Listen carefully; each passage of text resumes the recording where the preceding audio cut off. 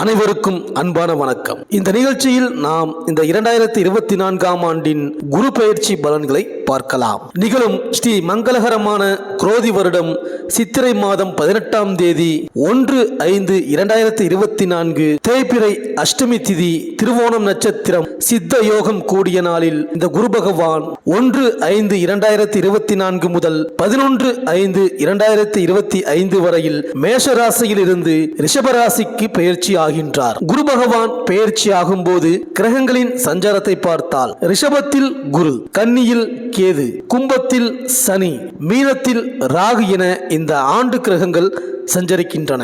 வானவியல் ஜோதிட சாஸ்திரத்தில் சூரிய குடும்பத்தில் இந்த குரு பகவான் 5வது கோள். இந்த கோள் சூரியனை ஒரு முறை சுற்றி வருவதற்கு 12 ஆண்டு காலம் ஆகும். இது ஒரு புருஷ கிரகம் ஆகும். சூரிய மண்டலத்தில் சூரியனுக்கு அடுத்து உருவத்தில் பெரிய கோள் குரு பகவான் தான். குரு பகவான் தன்னைத்தானே சுற்றி வர 9 மணி நேரம் 50 நிமிடங்கள் ஆகின்றது. ஒரு ராசியில் குரு ஒரு வருட காலம் சஞ்சரிப்பார். ஒரு ராசிக்கு குரு மறுமுறை சஞ்சரிக்க 12 ஆண்டு காலம் ஆகும். அதாவது இப்பொழுது குரு பகவான் ரிஷப ராசியில் சஞ்சரிக்க போகின்றார். மறுபடியும் குரு பகவான் ரிஷப ராசியில் சஞ்சரிக்க 12 ஆண்டுகள் ஆகும். மேலும் பிரம்மதேவனை பிரயத்தி தேவதையாக கொண்டும் இந்திரனை அதிதேவதையாக கொண்டும் அதிதியாக விளங்குபவரும் வடக்கு முகமாக பத்மாசனமிட்டு அமர்ந்த நிலையில் 4 திருக்கரத்தில் ஜபமாலை, கமண்டலம், ஓலைச்சுவடி, அபயமளிக்கும் அருள்நிலைக்கு கொண்டு விளங்குபவர் குரு பகவான். ஆங்கிரச கோத்திரம் சிந்து அதிபதியாகவும் சைத்திர சுத்தம் என்னும் சித்திரை மாத வளர்பிறை துவாதசி அவிட்ட நட்சத்திரம் குரு வாரத்தில் உதித்தவர் இந்த குரு பகவான். தனுசு மீன ராசியின் உபயராசியாகவும் நெருப்பு நீர் ராசிக்கு அதிபதியாகவும் விளங்குபவர். நீண்ட செவ்வக வடிவில் பொன் நிறத்தில் வடக்கு முகமாக சனகதானியம் எனும் கொண்டைக்கடலை பிரீத்தியாகவும் கொள்பவர். தனகாரகன், சந்ததி, அறிவுக்கு அதிபதி, வம்ச விருத்தி அளிப்பவர் குருவே.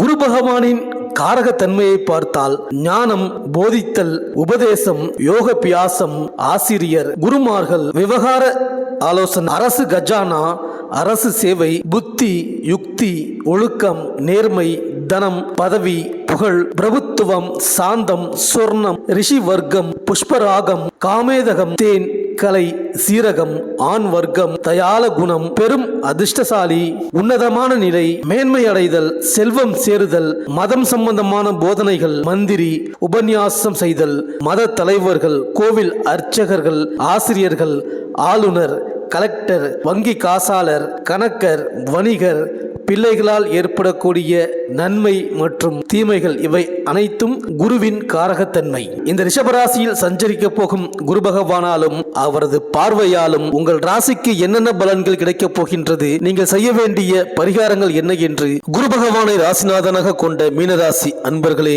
அன்பாகவும் பண்பாகவும் பழகும் குணம் உங்களது. உங்கள் ராசிக்கும் தொழில் ஸ்தானத்திற்கும் அதிபதியான குரு பகவான் இதுவரை உங்கள் ராசிக்கு 2ஆம் இடமான தனம், வாக்கு, குடும்பஸ்தானத்தில் சஞ்சாரம் செய்து உங்களுக்கு பணவரவு, பொருள் சேர்க்கை ஆகியவற்றை அளித்தார். உத்தியோகஸ்தர்களுக்கு பதவி உயர்வு, வேலை தேடுபவர்களுக்கு வேலை ஆகியவற்றை தந்து இருப்பார். இந்த பெயர்ச்சிக்கு பிறகு குரு உங்கள் ராசிக்கு 3ஆம் இடமான தைரிய, வீரிய, சகோதர ஸ்தானத்தில் சஞ்சரிக்கின்றார். 3ஆம் இட சஞ்சாரம் இது மறைவு ஸ்தானமாக கருதப்படுகின்றதே. இதனால் நமக்கு நல்ல பலன் கிடைக்குமா என நீங்கள் என்ன தேவையில்லை. குரு அங்கிருந்து பார்க்கும் இடத்தை பலப்படுத்துவார் என்பதால் இனியும் உங்களுக்கு நல்ல பலனே உண்டாகும். மனக்கலக்கம் நீங்கி துணிச்சலான முடிவுகளை எடுக்கும் சூழ்நிலை உருவாகும். இதுவரை இழுபறியாக இருந்த பணிகள் இனி வேகமாக நடக்கும். பணவரத்து திருப்திகரமாக இருந்தாலும் காலதாமதமாக கிடைக்கக்கூடும். சகோதர வழியில் கிடைக்க வேண்டிய உதவிகள் தாமதமாக கிடைக்கலாம். அக்கம் பக்கத்தினரிடம் அனுசரித்து செல்வது சிலரை சண்டைகள் வராமல் தடுக்கும். எந்த ஒரு காரியத்தில் ஈடுபட்டாலும் திட்டமிட்டு செயல்படுவது வெற்றிக்கு வழிவகுக்கும். பந்தயம் கட்டுதல், சூதாட்டம், அதிக லாபத்திற்காக குறுக்கு வழியில் வியாபாரம் செய்தல் போன்றவற்றை தவிர்ப்பது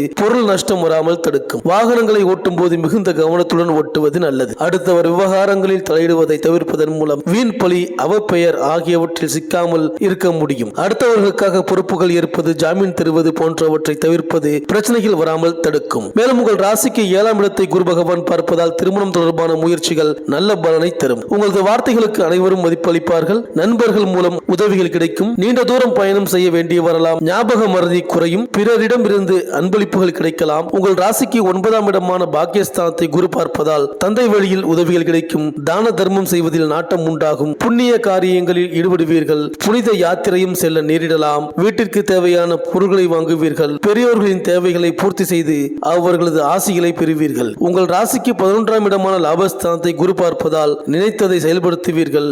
எல்லாவற்றிலும் லாபம் கூடும். வருமானம் உயரும். பாக்கி வர வேண்டிய தொகை வந்து சேரும். கடல் கடந்து செல்லும் வாய்ப்பு கிடைக்கும். மூத்த சகோதரர் மூலம் உதவிகள் கிடைக்கும். தொழில் வியாபாரம் சிறப்படையும். ஆடை ஆபரணங்கள் சேரும். கலைகளில் தேர்ச்சி உண்டாகும். மேலும் ரிஷபராசியில் சஞ்சரிக்கும் குரு பகவான் சூரியனின் நட்சத்திரமான கார்த்திகை, சந்திரனின் நட்சத்திரமான ரோகிணி, செவ்வாயின் நட்சத்திரமான மிருகசீரிஷம் ஆகிய நட்சத்திரங்களில் சஞ்சரிப்பதுடன் சந்திரன் செவ்வாய் நட்சத்திரங்களில் வக்ரம் பெறுகிறார். குருவிற்கு சூரியன் சந்திரன் செவ்வாய் ஆகிய கிரகங்கள் நட்பு ஆகையால் ரிஷபராசியில் இருக்கும் குரு நல்ல பலனை தருவார். மேலும் பிள்ளைகளின் நலனில் கவனம் செலுத்த வேண்டியிருக்கும். பூர்வீக சொத்துக்கள் மூலம் வர வேண்டிய வருமானம் தாமதமாக வரக்கூடும். பாதியில் நிறுத்திய பணிகளை தொடர்ந்து செய்து முடிக்கும் சூழ்நிலை வரக்கூடும். கடன் கொடுக்கல் வாங்கலில் கவனமாக இருக்க வேண்டும். மேலும் புதிய தொழில் தொடங்குவது, வியாபார விரிவாக்கம் போன்றவற்றில் ஈடுபடும் பொழுது கவனம் அவசியம். தொழில் வியாபாரத்தில் வழக்கத்தை விட அதிக அளவில் கவனம் செலுத்த வேண்டியிருக்கும். வாடிக்கையாளர்களின் எண்ணிக்கை உயரும். லாப வரத்து கூடும். எதிர்பார்த்த நிதியுதவி தாமதத்திற்கு பின் கிடைக்கலாம். உத்தியோகத்தில் இருப்பவர்களுக்கு சக ஊழியர்கள் மூலம் நன்மை கிடைக்கும். உத்தியோகத்தில் இருப்பவர்கள் வழக்கத்தை விட கூடுதலாக பணியாற்ற வேண்டி வரலாம். பதவி உயர்வுகள், இடமாற்றம் ஏற்படலாம். பொருளாதாரத்தை பொறுத்தவரையில் பொருளாதார நிலை உயர கூடுதல் முயற்சிகள் எடுக்க வேண்டி வரும். தனியாரிடம் முதலீடுகள் செய்வதில் கவனம் தேவை. சுப செலவுகள் வரக்கூடும். வருமானம் எதிர்பார்த்த அளவில் இல்லாவிட்டாலும் வழக்கம் போல் இருக்கும். தொடக்க கல்வி கற்பவர்கள் மற்றும் உயர்கல்வி கற்பவர்கள் என